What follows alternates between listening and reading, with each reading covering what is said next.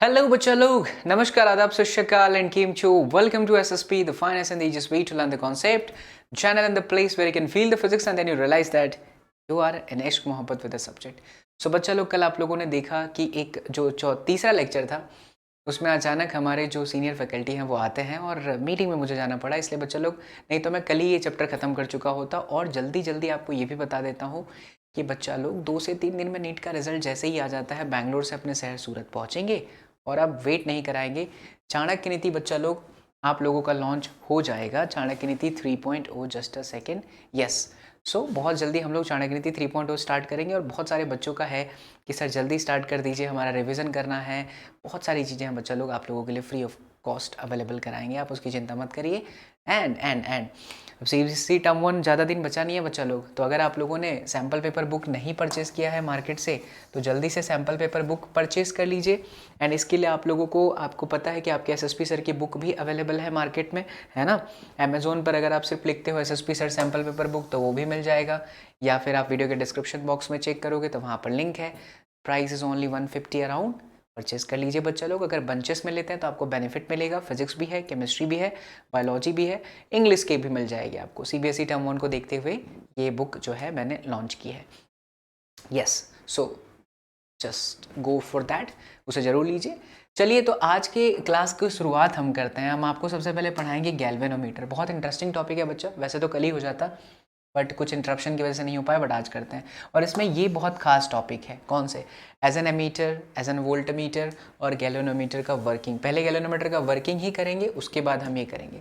और मैं आप लोगों के लिए मेहनत इसलिए भी कर रहा हूँ बच्चा लोग, डेप्थ क्लास का मैं चाहूँ तो तुरंत वन शॉट के अंदर पूरा खत्म कर दूँ, बट एक शॉट में पढ़ने का मज़ा तब आएगा ना जब आपके पास रिवीजन अच्छा खासा हुआ रहे एक बार।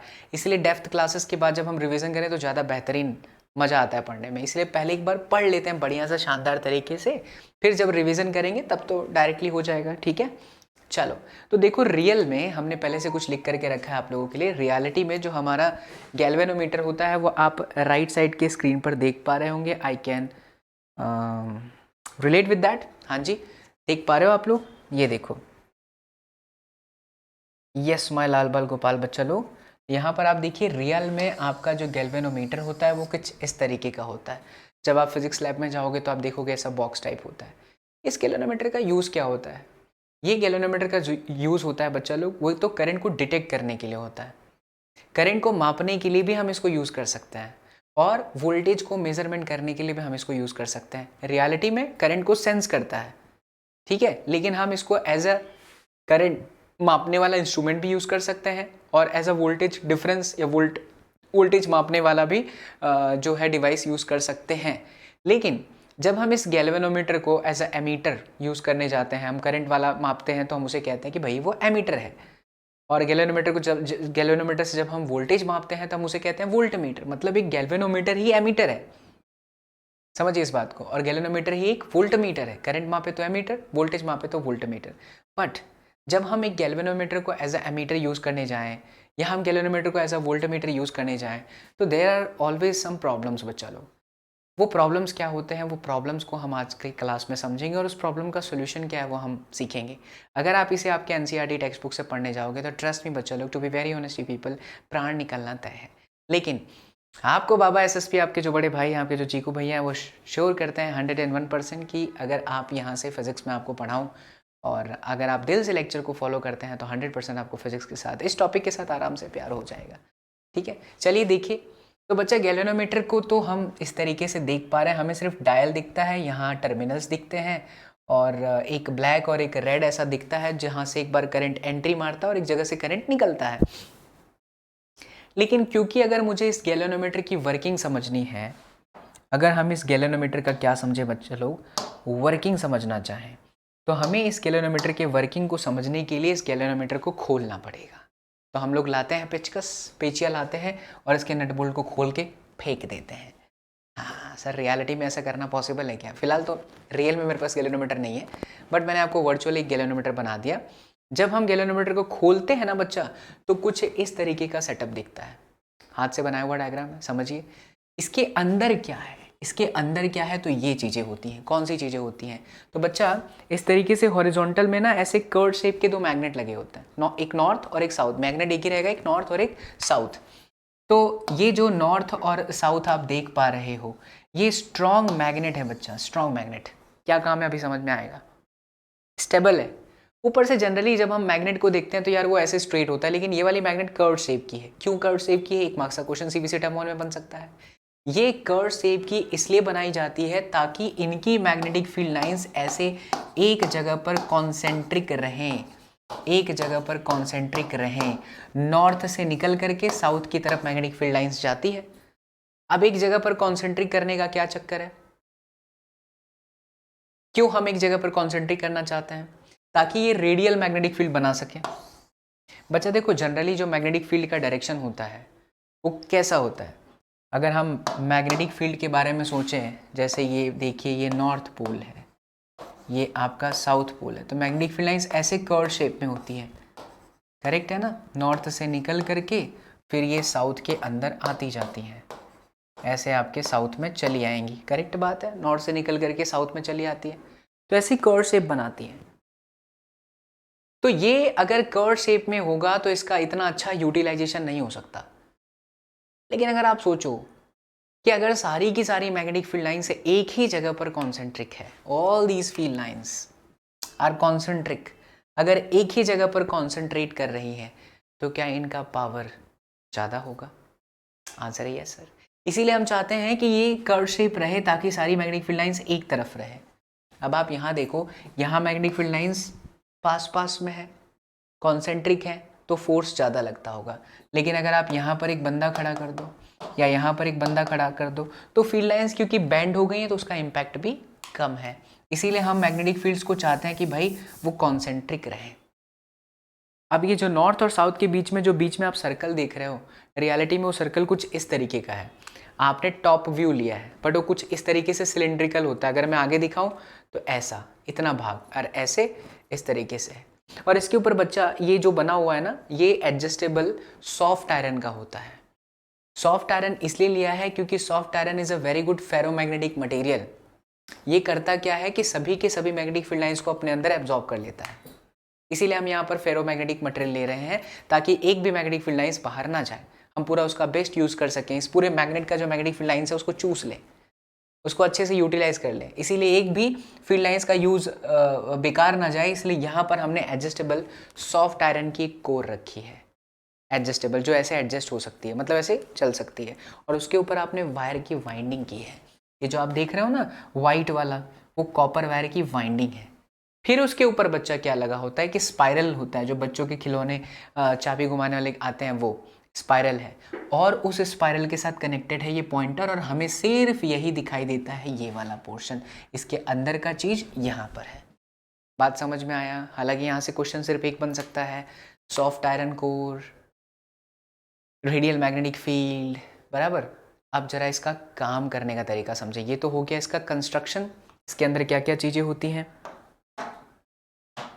अब इसका वर्किंग समझिए बच्चा लोग, कि कैसे काम करता है। बहुत ही सिंपल है, ध्यान से समझोगे तो पूरी बातें समझ में आएंगी, मज़ा आ जाएगा। बच्चा हमने एक कॉन्सेप्ट पढ़ा था प्रीवियस क्लास के अंदर कि कोई भी current carrying ring, coil magnetic field में होती है तो उस पर टॉर्क लगता है। टॉर्क बेसिकली रोटेटिंग इम्पैक्ट है जो बॉडी को घुमाता है। अब होता ये है कि जब हम यहाँ पर वायर कनेक्ट कर देते हैं, एक पॉजिटिव और एक नेगेटिव टर्मिनल, और उसके साथ यहाँ पर बैटरी कनेक्ट रहती है, तो जैसे ही बच्चा इसके अंदर से करंट पास होता है तो यहाँ पर डिवाइस के अंदर ये वाइट वाला जो आप देख रहे हैं है ना, करंट पास हुआ। तो ये करंट के पास होते ही बच्चा, क्योंकि वो एक्सटर्नल मैग्नेटिक फील्ड में है ये कॉइल, तो इसके ऊपर टॉर्क लगेगा। वो टॉर्क का फॉर्मूला हमने क्या देखा था, m क्रॉस में b, प्रीवियस क्लास। टॉर्क क्यों लगा समझ में आया, क्योंकि करंट पास होगा। गैल्वेनोमीटर है यार, करंट तो पास होता ही है। अरे करंट तो पास नहीं करोगे तो फिर कैसे ये एमीटर और वोल्टमीटर में काम करेगा। तो करंट तो भैया पास करेगा। करंट जैसे ही पास करता है आए तो बच्चा लोग उसके ऊपर टॉर्क लगता है। टॉर्क लगते ही क्या होगा, तो ध्यान दीजिए, ये आया आपका M B sine theta. Torque लगते ही क्या होगा मैं बता रहा हूँ, बट पहले जरा फॉर्मूले पर ध्यान दो। Torque is equal to M B sine theta. मैं कहता हूँ कि यहाँ पर ये जो साइन थीटा है ना वो आपका 90 डिग्री है। ये जो आपका मैग्नेटिक डाइपोल मोमेंट है प्रीवियस क्लास में निया NIA and then we have B and then we have sine 90, sine 90 की वैल्यू कितनी 1, तो ये NIAB आया। क्या ये टॉर्क मैक्सिमम टॉर्क है? हाँ, किसी भी हालत में बच्चा टॉर्क मैक्सिमम ही रहता है। रीज़न समझाता हूँ, समझिए। जब आप यहाँ पर कह रहे हो कि टॉर्क लगा, तो टॉर्क लगने से हुआ क्या? टॉर्क लगने से ये ऐसे घूमेगा पॉइंटर, जितना ज़बरदस्त करंट होगा उतना ज़बरदस्त टॉर्क लगेगा, उतना ज़बरदस्त ये घूमेगा। जब ये घूमेगा तो इसके अंदर आएगा कंप्रेशन, सिकुड़न, ये ऐसे कंप्रेस हो जाएगा। जैसे ही ये कंप्रेस होगा बच्चा लोग, करंट इसमें से पास हो चुकी है, पास जैसे ही हो जाएगी बच्चा, तो ये कंप्रेस हुआ है तो क्या ये वापस अपने बैक पोजीशन पर आएगा? आंसर है यस। ये बिल्कुल वैसी बात है जैसे अगर आप एक रस्सी को घुमाते हो, ट्विस्ट करते हो, फिर छोड़ते हो, मेन पोजीशन पर आ जाती है। स्प्रिंग को आप दबाते हो, छोड़ते हो, मेन पोजीशन पर आ जाती है। स्प्रिंग को मेन पोजीशन में लाता कौन है? Restoring force. उसी तरीके से बच्चा जब ये घूमा तो टॉर्क, जब वापस बैक पोजीशन पर आया तो restoring torque. Exactly. But sir यहाँ तक कहानी तो समझ में आ गया, रीस्टोरिंग टॉर्क, घूमा एंड ऑल, बट सर ये जो टॉर्क मैक्सिमम है सर वो नहीं चमका। आप समझिए बहुत ध्यान से बच्चा, जब हम यहाँ पर लिखते हैं M क्रॉस B तो फिर क्रॉस हटाते यहाँ आता है थीटा। ये थीटा मैग्नेटिक डाइपोल मोमेंट और मैग्नेटिक फील्ड के बीच का एंगल है। देखो मैग्नेटिक फील्ड लाइंस तो ऐसे हैं, नॉर्थ से साउथ, ऐसे हॉरिजॉन्टल बोर्ड पे, बट M का डायरेक्शन कहाँ है? M is what? Magnetic dipole moment. और मैग्नेटिक डाइपोल मोमेंट का क्या फॉर्मूला है? NIA। नंबर ऑफ टर्न्स का कोई फॉर्मूला, डायरेक्शन नहीं, आई का कोई डायरेक्शन नहीं, आई तो ऐसे ही चल रहा है एक ही डायरेक्शन में, करंट हॉरिजॉन्टली है ना, वायर ऐसे चल रहे तो सब एक डायरेक्शन में हो गए। बट एरिया बच्चा लोग, area is a vector quantity and its direction is always perpendicular to the body.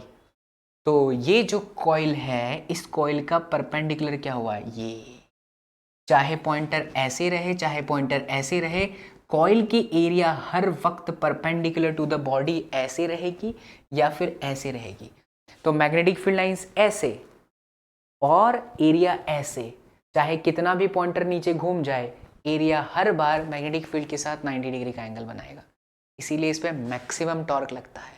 तनिक मात्र की भी करंट जाती है गैल्वेनोमीटर से तो इसका जो पॉइंटरवा है चुभक करके यहाँ पर टर्न मारता है और फिर वापस पोजीशन पर आ जाता है। बहुत फास्ट होता है ये प्रोसेस। करंट जैसे ही गुजरा बैक पोजीशन पर आ गया, तो बैक पोजीशन पर कौन लेके आया? Restoring torque. एग्जैक्टली। तो चलिए, ये तो आपका टॉर्क हो गया, मैक्सिमम टॉर्क। अब रीस्टोरिंग टॉर्क का फॉर्मूला बच्चा लोग होता है K इंटू थीटा। जैसे F प्रपोर्शनल टू X, तो F बराबर में KX, हालांकि आप माइनस लेते हो माइनस डायरेक्शन के लिए, तो यहाँ पर जो K होता है वो क्या होता है? Force constant, spring constant. यहाँ पर बच्चा इस K को कहते हैं ट्विस्ट कांस्टेंट। जो काम X करता है वो यहाँ थीटा करता है। ये आपका टॉर्क, ये आपका फोर्स, ठीक है। तो बात वही है, बस X डिस्प्लेसमेंट है, थीटा एंगुलर डिस्प्लेसमेंट है क्योंकि बॉडी घूम रही है यहाँ पे। तो torque is equal to K theta. चलो अब दोनों को कंपैरिजन कर देते हैं। तो यहाँ पर आ जाएगा ये आपका इक्वेशन नंबर 2, ये आपका इक्वेशन नंबर 1।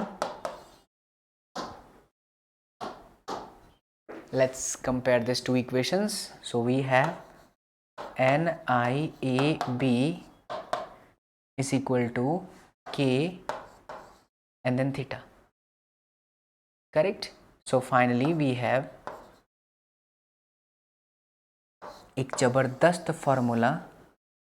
और यहाँ से एक और बहुत इंपॉर्टेंट बात बच्चा, बहुत सारे क्वेश्चन आ सकते हैं, नंबर ऑफ टर्न्स दिया हो, करंट दिया हो, एरिया दिया हो, के पूछ लेगा या थीटा पूछ लेगा। याद रखना ये जो थीटा है ना वो हमेशा रेडियन में रहेगा, ठीक है, गैल्वेनोमीटर से।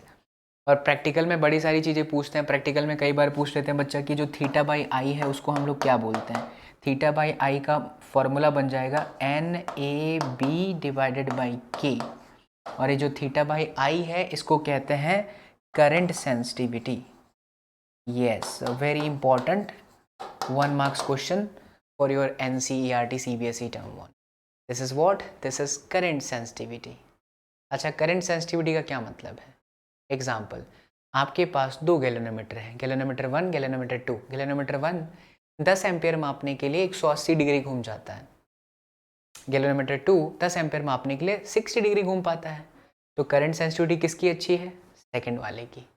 वीडियो को रोको जरा, सोचो कैसे, क्योंकि 180 डिग्री घूम गया 10 एम्पियर में ही, और 10 एम्पियर में वो 60-70 डिग्री ही घूमा, तो अभी भी तो उसकी कैपेसिटी है, वो और करंट माप सकता है।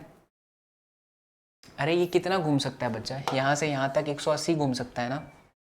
तो अगर 10 एम्पियर में वो 180 घूम गया तो उसकी कैपेसिटी तो वही से ही कम है, और नहीं माप सकता, तो उसकी करंट सेंसिटिविटी कम है। तो एक्चुअल में करंट सेंसिटिविटी ठीक है, theta by I is equal to N A B by K, but ये हमें फील क्या कराता है? करंट सेंसिटिविटी हमें ये चीज़ का एहसास दिलाता है कि कोई गैल्वेनोमीटर कितना अच्छा है करंट को मापने के लिए। ज़्यादा अमाउंट की करंट माप ले, if the current sensitivity is high, this means what, कि वो इस करंट को मापने के लिए कम अमाउंट का एंगल लेता है। अगर ज़्यादा अमाउंट का एंगल ले ले तो फिर वो गैल्वेनोमीटर अच्छा नहीं है, करंट सेंसिटिविटी से खराब है। इसी तरीके से होता है वोल्टेज सेंसिटिविटी।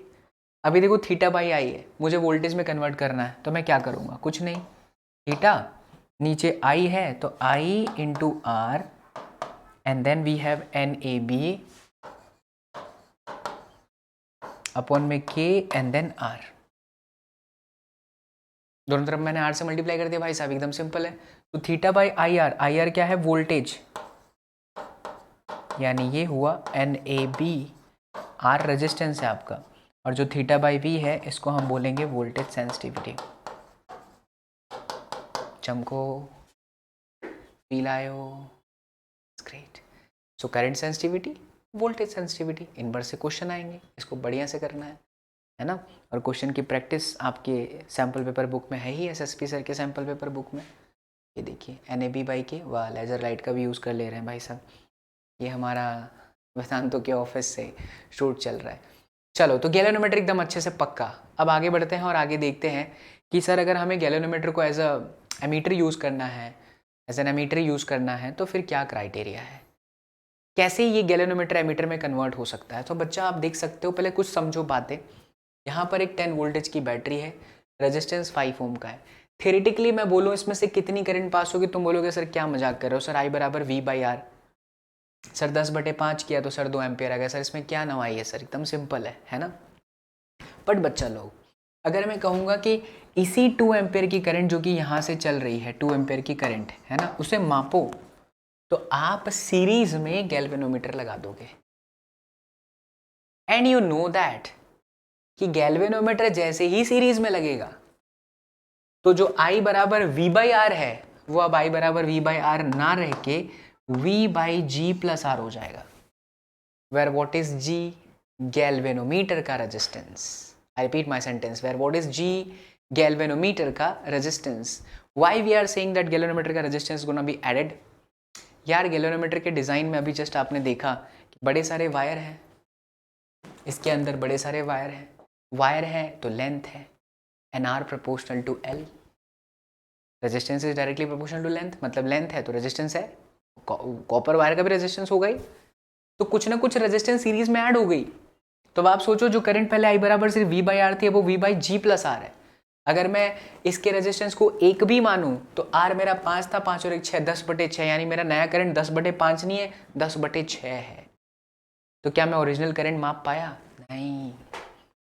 इसीलिए अगर हम एक गैल्वेनोमीटर से करंट मापने का काम कराना चाहते हैं तो हमें आता है प्रॉब्लम, बड़ा प्रॉब्लम, कि भाई गैल्वेनोमीटर को लगाना पड़ेगा सीरीज में, करंट सीरीज में ही सेम होता है, ये सीरीज कनेक्शन है ना, तो करंट सीरीज में ही सेम होता है।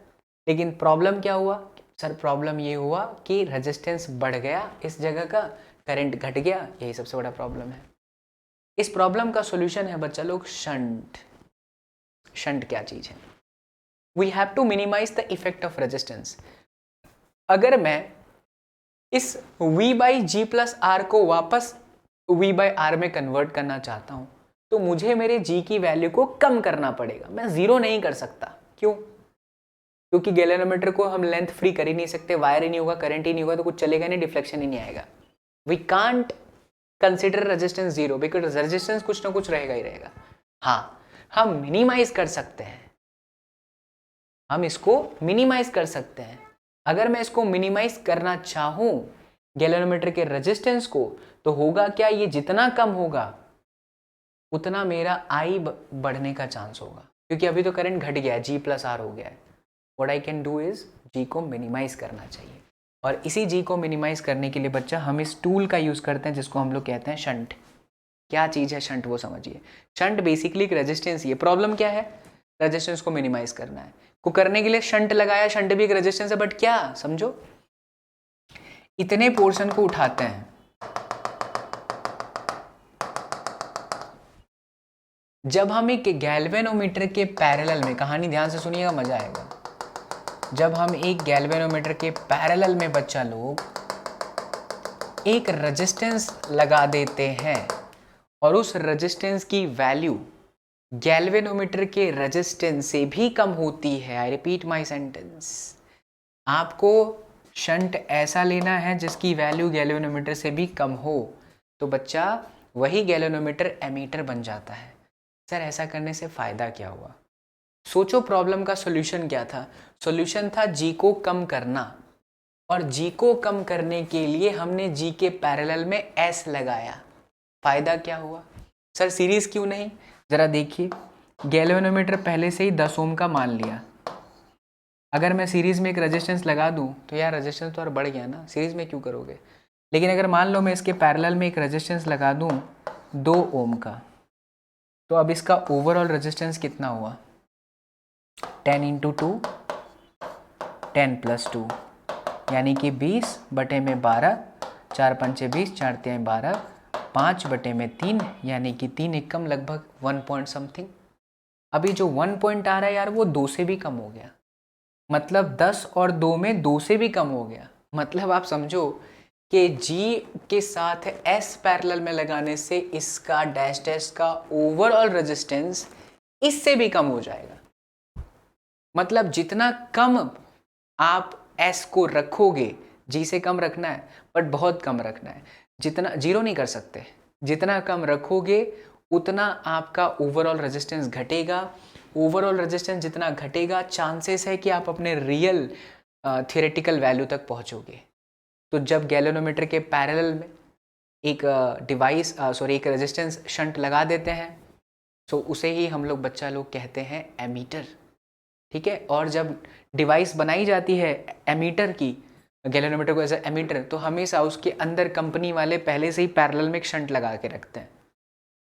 अब देखो, अब आप बोलोगे सर हम एमीटर तो बोल रहे हैं लेकिन हम सर आई कैसे मापेंगे, क्योंकि ये सर तो यहाँ पर एक जंक्शन बन गया, विच इज़ अ फैक्ट, ये जंक्शन बन गया, तो सर कुछ करंट यहाँ से जाएगी और कुछ करंट यहाँ से जाएगी।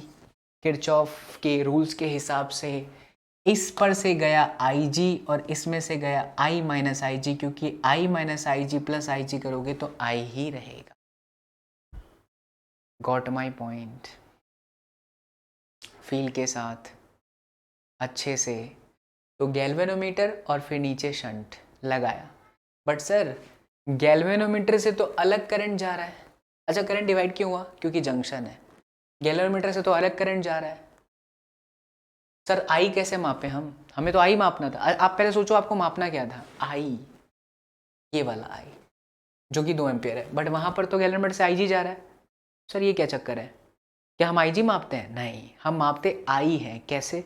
Let me explain. बच्चा देखो, ये वाली लाइन और ये वाली लाइन दोनों पैरेलल कॉम्बिनेशन है, दिख रहा है?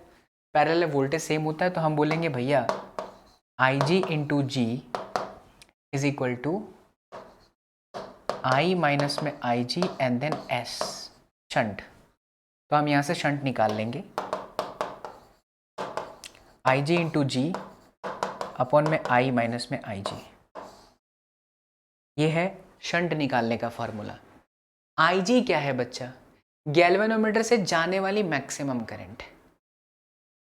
बट जब आप गैल्वेनोमीटर को एज ए एमीटर, इस बात को समझो बहुत अच्छे से, जब आप गैल्वेनोमीटर को एज ए एमीटर यूज करते हो ना, तो वो रियल में आई नहीं माप के देता है, वो रियल में IG माप के देता है, IG माप के देता है।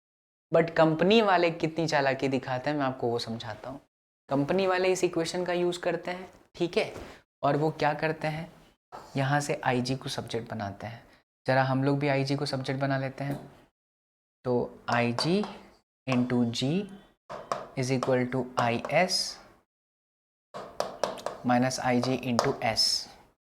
ठीक है, so I G into G plus I G into S is equal to I into S बराबर बच्चा लोग आई जी को कॉमन करो, जी प्लस एस अपॉन में एस, ये है आपका आई।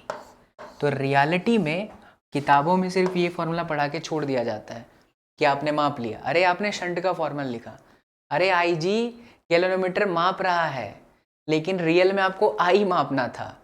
सर ये क्या चक्कर है सर? तो गैलोनोमीटर जो हमारे सामने होता है तो उसमें तो अगर 2 एम्पियर पे रीडिंग यहाँ आ जाती है सर, यहाँ पर अगर 2 एम्पियर आ जाता है तो हम लोग बोलते हैं 2 एम्पियर की करंट। तो सर वो आई जी है कि आई है? रियलिटी में वो आई है। कैसे? कंपनी को ये चीज़ पता है बच्चा लोग कि जो डिवाइस हम बना के प्रोड्यूस करेंगे उसका शंट कितना, वो पहले से डिसाइड करके रखते हैं। शंट कांस्टेंट है, जी कांस्टेंट है, एस कांस्टेंट है, आई जी के साथ सिर्फ जी प्लस एस का मल्टीप्लीकेशन होता है। Are you getting my point? तो जितना गैलोनोमीटर से चलने वाली करंट है उसको इस कांस्टेंट के साथ मल्टीप्लाई करने पर जितना रिजल्ट आता है उसी के हिसाब से डायलिंग की जाती है। डायलिंग की जाती है मतलब इधर G plus S upon S constant है।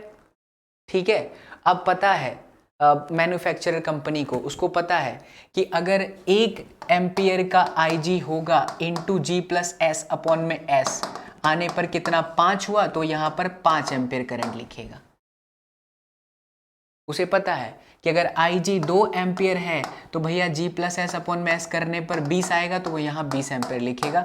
तो रियलिटी में हमें यहाँ पर जो दिखता है वो आई ही है, लेकिन गैलोनोमीटर ने मापा आई जी है और उसको कैलकुलेट करके मैन्युफैक्चरर कंपनी वालों ने यहाँ पर डायलिंग में लिखा है। ये चीज़ कोई कभी नहीं एक्सप्लेन करता बच्चा लोग, इसीलिए बहुत डेप्थ में आपको समझाया ताकि आपको फील आए। Got my point? गैलोनोमीटर क्या मापता है? वो मापता आई जी है, लेकिन जो डायल पे लिखा हुआ होता है वो मैन्युफैक्चरर कंपनी करती है कि G plus S upon S constant को मल्टीप्लाई करने पर क्या रिजल्ट आता है वो यहाँ पर लिखे हुए रहते हैं पहले से स्टिकर पे, तो हमें लगता है यार वो आई है, बट रियलिटी में I G and then G plus S upon S है। Got my point? Yes my dear student, I hope this point is clear. तो शंट पूछ लेगा, आई जी मेन करंट है, सॉरी गैलोनोमीटर चलने वाली current है, और आई मेन करंट है और आई जी गैलोनोमीटर वाली करंट है।